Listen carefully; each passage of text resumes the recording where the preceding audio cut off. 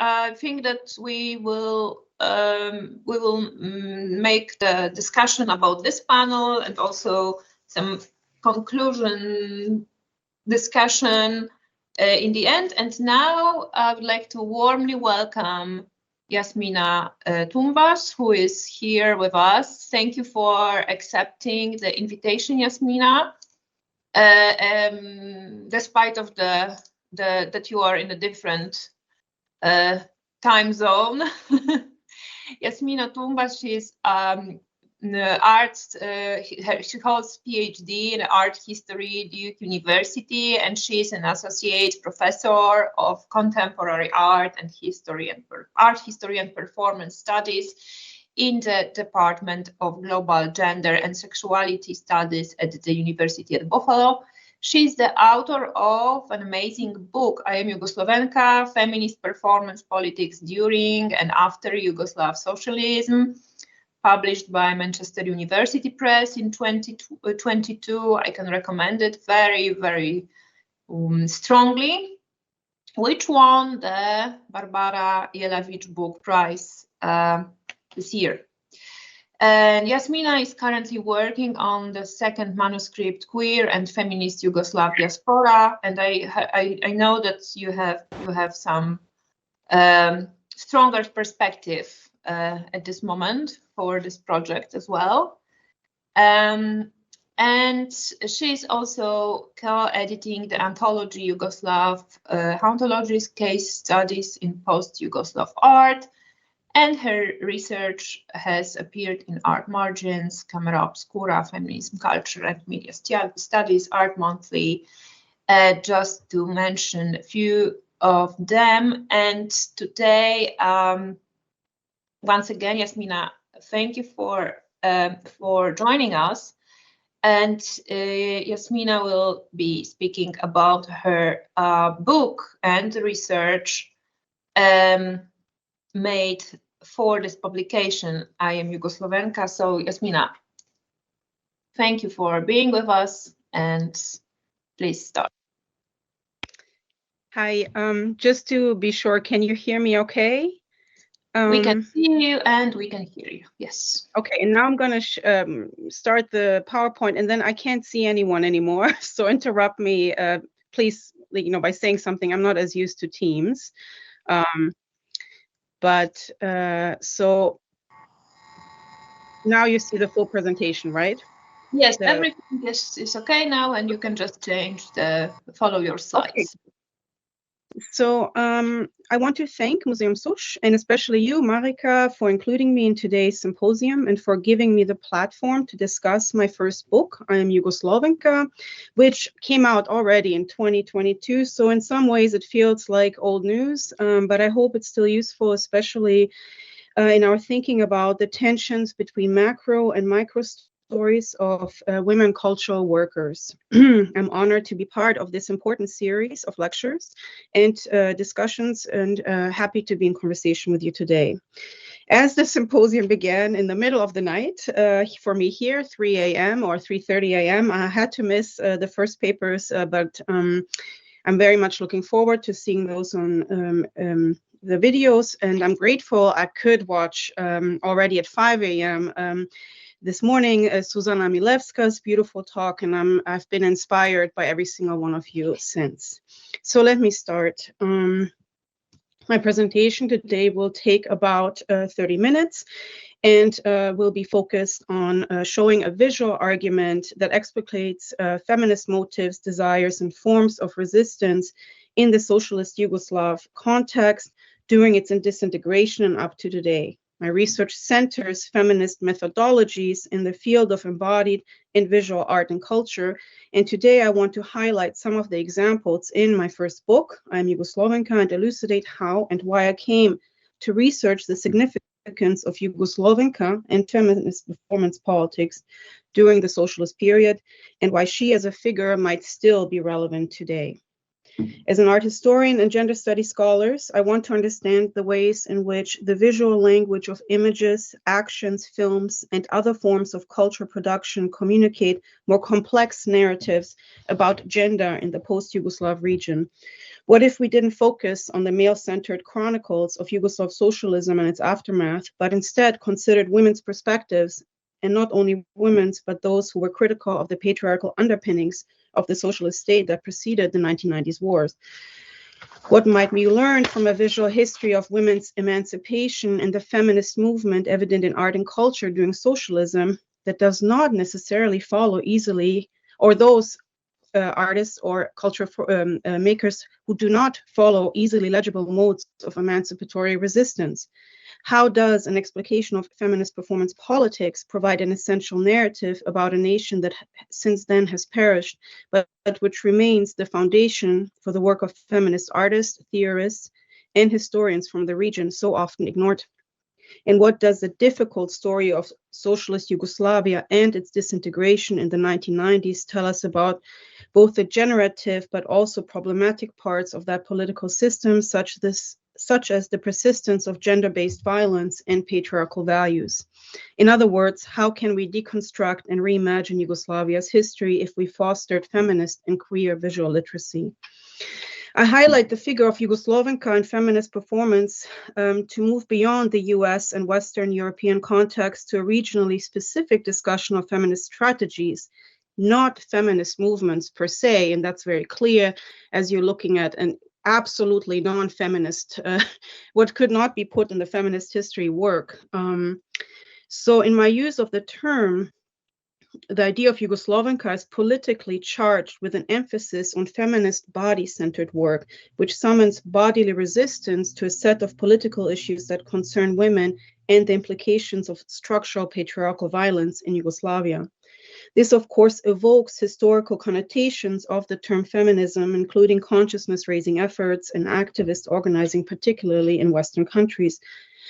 My evocation of the term is certainly inflected by these ideas, but it rejects the implied coherence of such an ideology and instead focuses more on a shared impulse by these artists and cultural workers to confront systems of power and the ways they affected women in Yugoslavia, sometimes consciously and sometimes inadvertently.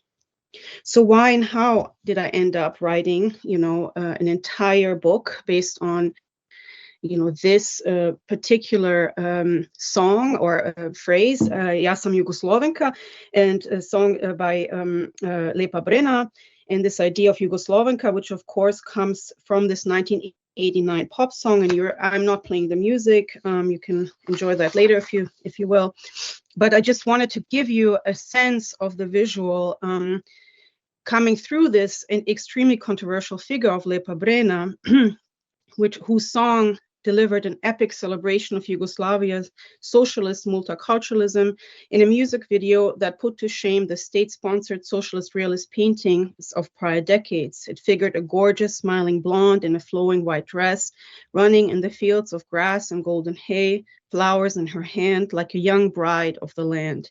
Brena is shown followed by marching group of male and female athletic bearers, all dressed identical in white, swinging their flags to the spellbinding chorus, I am Jugoslovenka. Her eyes are the Adriatic Sea, she likens her hair to the Pannonian wheat, and her soul is Slavic. A pop culture legend by the mid-1980s, Lepa Brena was a proponent of multiculturalism, pro-Western inclusiveness, but also an avid champion of what were then considered to be more quote-unquote primitive forces of Yugoslav culture, such as local folk music shot through with the Middle Eastern influences. So, this is just two of the examples.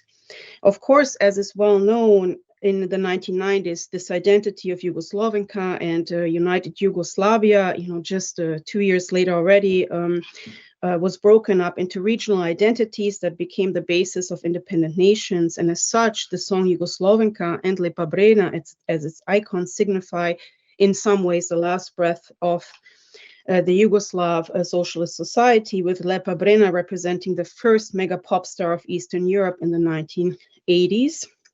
much like, Madonna then or Beyonce today. As Jugoslovenka, she became an icon of women's emancipation, as well as more persuasively, citizens' emancipation under socialism and in other neighboring socialist countries came to be seen as an emblem of what an open socialist country might have looked like. And here I want to stress that I was born in Vojvodina, in Subotica, and that my positionality is quite important. My family left for Vojvodina for Germany when I was 7 years old, and I finished my German Abitur and spent my higher education in the United States, including my BA, MA, and PhD. I begin the short recap. So this is over 21 years now, 22 years in the United States. After I left Germany, I begin with this short recap of my background because I want to stress my own position from which the book was written and researched as a scholar of art history and gender studies, but also as a child of the Yugoslav state who spent most of her life outside of the very country I ended up writing about. So my research and vantage point are deeply inflected by this diasporic perspective. And Jugoslovenka, I am Jugoslovenka, the song itself was an important marker of belonging for me as an immigrant in Germany, however fraught, and a marker of otherness as a diasporic person coming of age in Germany. She's an extremely controversial figure, and I'm happy to speak more about this, but this is why I chose her. So most broadly, Jugoslovenka means Yugoslav woman, a term that encompasses multiple generations of women who lived under or were born during Yugoslav Socialism. In 2018, in an interview titled I Am Jugoslovenka, former Yugoslavia's most celebrated and most well-known actress, Marina Abramović, proclaimed, quote, I was born in Yugoslavia, I am a Yugoslavian. Many times after the disintegration of that country, I wondered what that meant for who I am now, especially since the formation of those new socialist nationalist states in the 1990s came with an obligatory denunciation of any connotation of that quote-unquote communist prison being Yugoslavian then or a Yugo-nostalgic today has negative and almost derogatory implications. Today I'm called a Serb, but Yugoslavia played an important role in forming my personality, my relationship with people, towards the world and around me. It is an inseparable part of my identity. For me, Yugoslavia was the most beautiful and most exciting country in the world. I was endlessly proud of the fact that I lived in Yugoslavia. I know that country is dead forever, and I've cried over it and have moved on. I know where I live. I've accepted unfriendly border guards and new stamps in my passport. And yet, what I know to be true, without any doubt, is that I will continue to be a Jugoslovenka at the core of my being, end quote. Karanović is but one example of women from the Yugoslav generation who have remained committed to the political project and identity of Yugoslavia, whose identification as Jugoslovenka has persisted for decades despite the negative association with the former regime. In the same year as that interview, the young performance artist, by now a superstar, I would say, Selman, has made this photographic performance of sorts when she was at the border between Trieste and Slovenia. She told me she felt relaxed, let her hair flow in the wind, and had her picture taken. She decided to call it I Am Jugoslovenka because, as she recalled, quote, she felt really great and connected across borders. She told me, I felt like Lepa, Brena. And here you can see the connection even formally, showing the flag in the wind while Selma's hair is blowing also in the wind. For me, this was an important moment that solidified the decision to think about Jugoslovenka as an umbrella figure under which disparate and different women and forms of feminism can exist, and that these complicated and often contradictory stories of emancipation must be told. And not only different and often contradictory feminisms, but also feminist work found within cultural work that is not understood as feminist.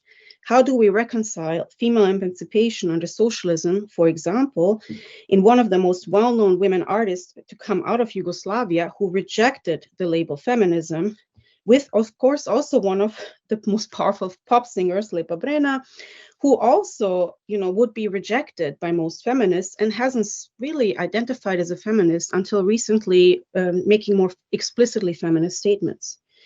How could I tell a story of female emancipation and culture that could account for these varied forms of emancipation, but deeply linked to the iconography of the Yugoslav state, such as the five-pointed star in Abramović's work, symbolizing an oppressive force that suffocated and endangered the artist, who placed her own struggle for endurance at the center, with the golden, unabashed capitalist embrace of fame and power by Lepa Brena, who in a concert in 2019 was suspended, sitting inside a golden five-pointed star. And how do we account for the ascension of Esma Recipova, who you see here, wearing the Yugoslav-like colors, who would become a pioneering figure in music and the representation of Yugoslavia worldwide, but whose experiences also spoke to the remaining forms of racism and exclusion of ethnic Roma in the multicultural project of Yugoslavia. These complex tensions led my research of feminist performance politics in Yugoslavia, and I followed a lot of feminist work in guiding my thoughts, such as this visual provocation posed by Sanja Iveković, it's a revision of the Yugoslav flag, Nova Zvezda, from 1983, in which the artist replaced the signature red socialist star with the hair arranged in the triangular shape of the female pubis. In Iveković's flag, Jugoslovenka bridges a fascinating paradox of providing a platform for understanding feminist emancipation in Yugoslav culture, while the country also remains staunchly patriarchal. Prominent Yugoslav feminist theorist Rada Iveković blamed the quote patriarchal mentality of the Yugoslav system for fostering confusion by legally announcing women's equality while asking women to quote perform household duties and keeping them from advancing in the self-management system. By superseding the red star with the female genitalia, after a decade of feminist work in the 1970s, as we also just saw in this great presentation before, and just 3 days after the death of Tito in 1980, Iveković's flag connoted both profound insight and foresight for me. Yugoslav socialism not only owed its inception to women and the anti-fascist front, as we saw earlier, but the country and its unity had depended on women's leadership to persist, as if to imply that Yugoslavia ought to have looked to women for emancipatory politics, not the male-centered patriarchal nationalism so pervasive and destructive in the 1980s. And here I just want to mention a few of the feminist curators and authors who have been a huge influence on my work, and of course to whom we owe a lot of this research, and a lot of the research already that's also in my book that I put together to kind of address the questions I mentioned earlier. So Brena, who we just heard about earlier, of course, who curated Gender Check, where she commented on the unique history of Yugoslav socialism and its very naughty intersection with women's emancipation, especially as we saw today in Stevan Vukovic's presentation, this paradoxical situation also of Yugoslav feminists who had to emancipate the emancipator, and as she famously says, that proved to be quite difficult. And of course, being part of Drugca Žena, which has become a watershed moment in the history of feminism in Eastern Europe, but also I love this group of feminist curators and women active in the cultural field in the top left, where also you can see Brena in the back. So my research builds on the hard work of feminists like Page and aims to elucidate how women's struggle for emancipatory strategies in art were undeniably linked to this patriarchal Yugoslav context Page described. The intricate and paradoxical combination of emancipatory politics at the heart of socialism and the imposition of an ever-expanding specter of patriarchal political leadership would drive what I call in the book feminist performance politics of the women artists. Sofia Lorand has also done extensive research elucidating just how many difficulties the feminist movement encountered during the Yugoslav socialism and the ways in which feminist work also flourished. But Susanna Milewska, who we heard today, and I was happy to see her book on the slide earlier too, who's really very important theoretical interventions and discussions of archive, photography, gender, feminist methodologies was extremely important for me when I was first writing the book and thinking about the book. So I'm very pleased to be on this panel today, and I want to just thank her for her extremely rigorous work, and not only with regard to feminist histories, but also with regard to the exclusion of minorities, such as ethnic Roma in the Balkan region. So here again, this is another moment I want to just point to another element in the book, which I added now because of Susanna's earlier presentation, which is again another point about my positionality and feminist methodology. As a young immigrant woman, as part of the Yugoslav diaspora during the breakup of the Republic in the early 1990s, I came of age in Germany with a working class Yugoslav mother who spent most of my youth and adolescence working illegally as a seamstress in Germany. My grandmother, too, was a working class woman from Yugoslavia who had spent decades in Germany as a Gastarbeiter, a guest worker working in clothes and washing and drying factories, and later as a seamstress. Both of them were matriarchs in the family and role models in their own perseverance and independence from men. Neither one considered herself a feminist, nor did they participate in any feminist organizing. My grandmother never even went to school, and my mother only graduated from high school, and she never attended college. But for me, this was really important to include also their perspectives, because for me, these lived experiences and forms of resistance are more deeply tied to action, and to my knowledge, often give more information on how to resist or emancipatory potentials than written doctrine. Even the most nominal, on the most nominal or private scale, action can have political dimensions. The site of the female body as such is a site of resistance because female identified bodies are burdened with having to negotiate the political weight of patriarchal power despite, and sometimes because of, advances in gender equality. So here I want to shift for the remaining 10 minutes I have or so to go through some of the artworks that I included in the book, and comment on kind of how they unfold some of these contradictions or some of these more complex stories that really, for me, give some insight into this tension between micro and macro histories. So, of course, I already mentioned Sanja Iveković, and we heard in my previous presentation, but for me, one of the things I was really interested in is looking at how artists engaged with the iconography of the socialist state, but also with the lies and the failed promises and the kind of patriarchal overall experience of living as a woman in the socialist state, despite all the advances that had been made. So you see here the collage by Katalin Ladic, which pastes a lage on top of the Yugoslav flag, and of course, Sanja Iveković's play on the omnipresence of Tito as the leader and the patriarchal gaze on the female body, and women learning ways to resist.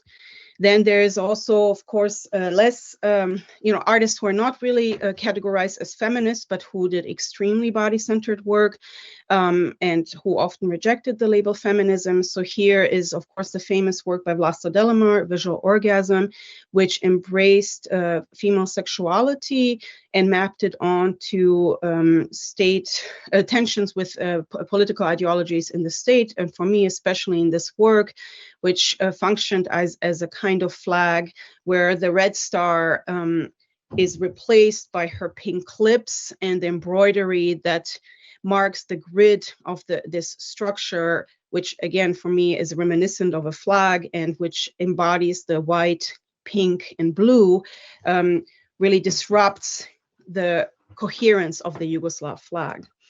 I'm really happy that in the previous presentation, we heard a little bit about my 75F, and this is one of the examples in which, again, this micro and macro tension is very interesting, because during my research, I actually had to contend with my outsider perspective in a very clear way when I looked at this artwork, because when I first saw it, I assumed, okay, this is the artist's commentary on socialism oppressing women and keeping her in the home. And then when I did some more research on the actual background of this work and why she did it, and I interviewed the artist, she said that it was actually a house that the star is on the house. Actually, the flag, if you look closely, is on the house because it's honoring a history of women supporting anti-fascist struggle in the small town in Vojvodina. So again, here I saw the tension of my Western diasporic perspective, or the easiest first read, but then when you go into the archives and if you talk to the artists themselves too, you have a chance to unfold a much deeper, much more complex meaning. And of course, I went all the way into the 90s, but I wanted to also look at how more queer and feminist-centric work, such as that of Marina Abramović and Diana Schmidt, dealt with the political upheaval that happened, for example, in Kosovo. And this is one of the most important works where the socialist woman becomes the kind of lens through which the political subsumption of socialist liberation by nationalists becomes very clear, but also the ways in which racism can underpin the Yugoslav project, and their participation in the queer subculture where lesbian erotica and lesbian emancipation became very important. So this is also something I wanted to stress in the book, especially for an audience that might not know anything about Yugoslavia and the history, to show that socialism was not really necessarily against queer liberation. And in fact, there were, Marxist analyses of queer liberation or gay liberation, even gay adoption already in the 80s, and that really Yugoslavia was not waiting for the West to bring them queer liberation or LGBTQ, as we would call it today, LGBTQ plus liberation, but that actually a lot of it was already happening under socialism in Yugoslavia, including, of course, these examples. And one chapter, which is maybe a little bit odd compared to the other chapters, but it really hones in on one group that that has become very famous to represent the region, especially kind of avant-garde art and politically transgressive art. And I really wanted to see what is the role of Jugoslovenka in one of the most venerated male artist groups. And of course, what I found is that a lot of what they did really replicated the states and Yugoslavia's own history of patriarchal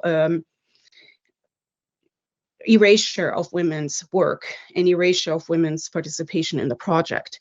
And then, you can see that really here in one of the major works in my book, the politicizing of women, where the woman is really in the background and really absorbed by the art itself and by the totalitarian aesthetic of this. And I'm happy to talk more about that. But it was really important to me. So this last part, I want to just stress that one of the things I really wanted to do is look at what are the legacies? What are some of these incredibly important histories of resistance, feminist resistance, and queer resistance that shaped the work in the region even after the disintegration of Yugoslavia, or maybe even during. So Merlinka in Želim Žilnik's Marble Ass has become, of course, one of the most important figures in trans-liberation and also the history of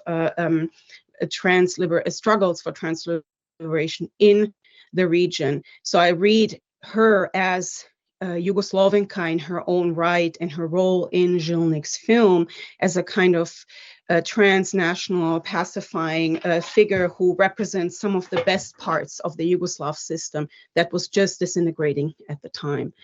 And then I looked at how much, just a few examples of how much the Yugoslav feminist legacy has influenced contemporary work by queer artists. So Helena Janečić, for example, who really for the very first time in the 1990s encountered texts about lesbian desire in her grandmother's cellar, where she kept old Start magazines, Start magazine of the Yugoslav period, where women discussed also lesbian sex, lesbian desire, lesbian political organizing, and that really influenced Janečić's own sense of lesbian liberation in the new Croatian state that was nationalist and staunchly religious at the time, and where actually she recalled that in the school books, lesbianism was seen as a deviant sexuality. And then in her grandmother's cellar, she finds,